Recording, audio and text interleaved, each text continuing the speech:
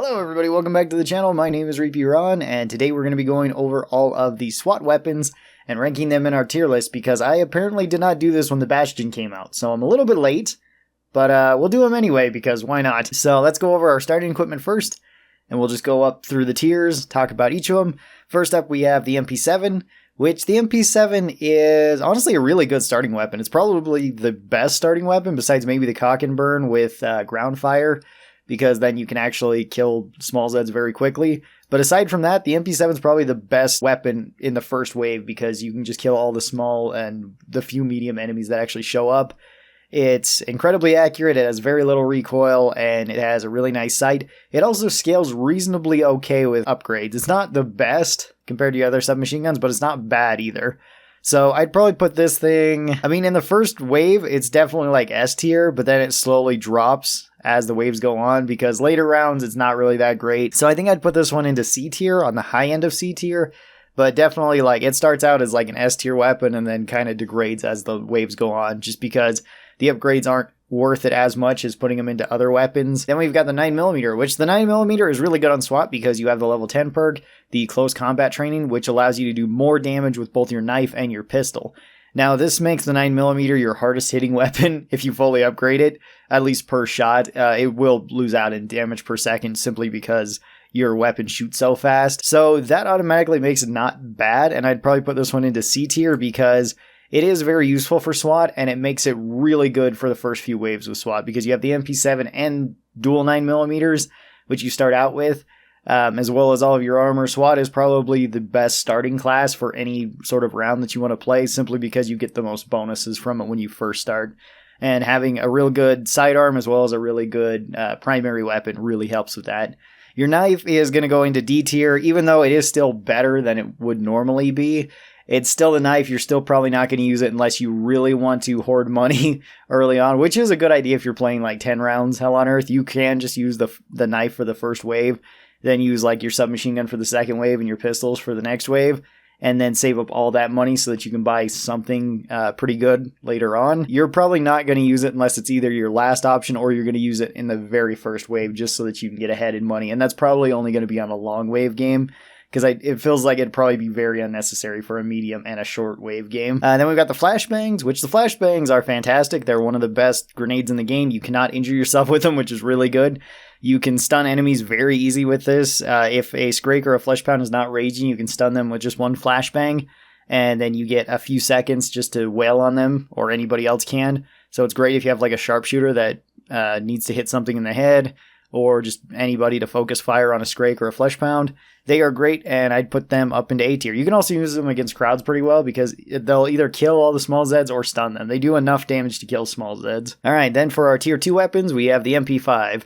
And the MP5 is honestly not in a great state right now. It does okay damage. It's not a bad option if you want to take it over the MP7, but there's not really much of a reason to take it because the MP7 already does its job pretty well. You start out with it, and the MP7 actually scales better than it does with upgrades. So there's not really much of a reason to take the MP5, even though I don't think it's a terrible weapon by any means, and I take it actually somewhat often when I play SWAT, because I do like the weapon, but probably down into D tier. Tommy gun, which the Tommy gun's an okay weapon on SWAT too. Again, it feels kind of like it's unnecessary with the MP7 because the MP7 is great for those first few waves.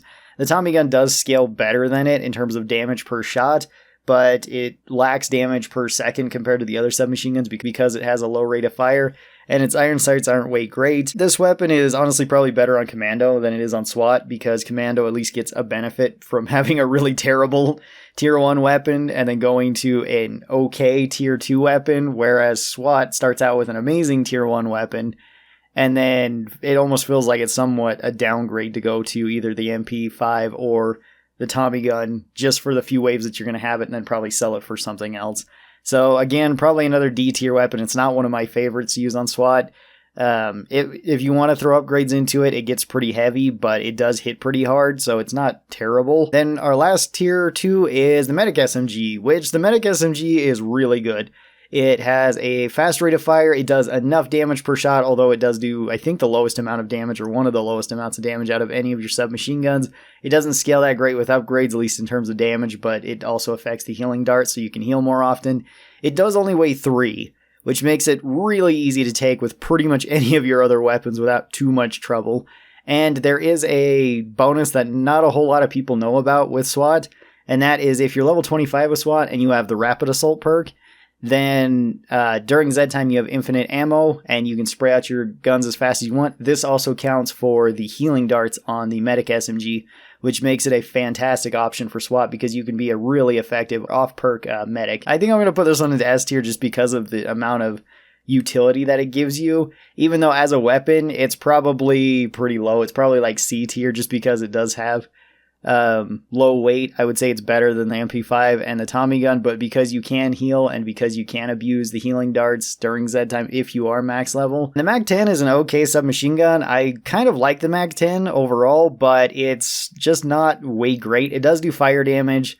It does scale okay with upgrades. It does have a pretty high rate of fire, and it does have a large enough magazine size as well as a fast reload. It's just that you have better options than it. So it's kind of disappointing. I wish that they had reverted when it was bugged, because those of you who don't know, the MAC-10 was bugged for a time where it counted as doing shotgun damage rather than submachine gun damage. So it didn't fire out like a shotgun or anything like that. It just counted as the damage type of shotguns, which also meant that corpses would be launched like how they do with the shotguns. And that actually gave you a very interesting damage type because it made you incredibly strong against like gore fiends and gore fasts early on with the MAC-10. It was also pretty good at fighting like Skrakes and stuff because Skrakes have resistance towards submachine guns, but I don't think they have either as much, or maybe they don't have any resistance towards shotguns. So it was good at that time, but ever since that's been changed, it's been pretty mediocre, I'd say, and I'd put this one like into C tier. The P90, which the P90 is a pretty good weapon. It only weighs 5, it holds a lot of bullets in it, and it's very accurate. It also has a very nice sight. There's not really too much to knock the P90 for, other than that it doesn't scale incredibly well with upgrades, mostly because it has really weird scaling. I think when it's fully upgraded, it gets something like 38% stronger, which is just an odd percentage for it to get, and it's not that much for a submachine gun. So I'd put this one into B tier. It's pretty good as a general purpose weapon, I would say, and works really well against any sort of the small Zeds. But against larger Zeds, it's still kind of lacking for the submachine gun. It needs a little bit more. Then we've got the UMP, which the UMP I think I'm also going to put into B tier. It does do decent damage per shot. It's one of your heaviest hitting weapons per shot, but it has a low rate of fire, and its sights aren't one of my favorite. The hollow sight is, or the holographic sight is not one of my favorites. I wish it just had a red dot on it, or maybe no sights like that at all. But it's mostly the rate of fire that kind of weakens it. It does scale okay with upgrades, so it's not a terrible option either. I think it's fine overall, but it's still not one of your best in my opinion. Up next we got the nail gun, the HRG nail gun. This thing's insane. This is probably SWAT's best weapon overall, and I'd put this one easily up into S tier. This one does pretty high damage. It does very high damage per second. It counts as piercing damage, which is an advantage because less things are, or I guess, resistant towards piercing damage than they are to submachine gun damage, so it works well against large enemies, especially flesh pounds. If you flashbang a flesh pound and then just spray this at it, you'll probably kill them very fast. And that's fantastic for you. You can also ricochet the nails, so your nails, even if you manage to go through an enemy, you might still be able to bounce them into another enemy that you might not even see. I use this pretty much just for big Zed killing. More for flesh pounds than for Skrakes. It doesn't work as well for Skrakes, but you can still get away with it. Then we've got the Vector, and the Vector is really strong too. It has a really fast rate of fire. It is very accurate. It has very little recoil. Once you have some levels, it has a large magazine too, which is really nice. And it's probably one of SWAT's best weapons too. I don't know if I'd put this one into S tier because I don't think it's as crazy as like the nail gun or an infinite healing medic SMG. I think I'd put this one into high A tier. It's an all-around really solid weapon, and I use it pretty frequently, especially with something like the nail gun. Then we've got our HRG Bastion, which was the weapon that I left off or forgot about. And this is the stoner, more or less, but it also has a shield on it, and it's more lightweight. Those are very important things. The shield makes it a great defensive weapon for you. It makes it so that you can do a very strong combination With this, the flashbang, and then usually the nail gun, put up your shield, let something hit you like a flesh pound. It'll calm down, so then you can throw the flashbang at it to stun it. Switch over to the nail gun and just spray it to death with the shotgun fire mode of the nail gun, and it will die incredibly fast without you really having to take all that much damage at all. It's also really nice to have the shield on there because this weapon does have a very long reload like the stoner. So what I like to do with it is just keep firing at enemies until I pretty much run out of bullets or I want to reload, and then flip on the shield while I'm reloading, because that makes it so if any enemies do get close enough and start hitting me, it won't matter that much. My shield will take the majority of the damage, and then it won't touch my armor or my health as much as SWAT. So it makes it for a very good defensive weapon for SWAT.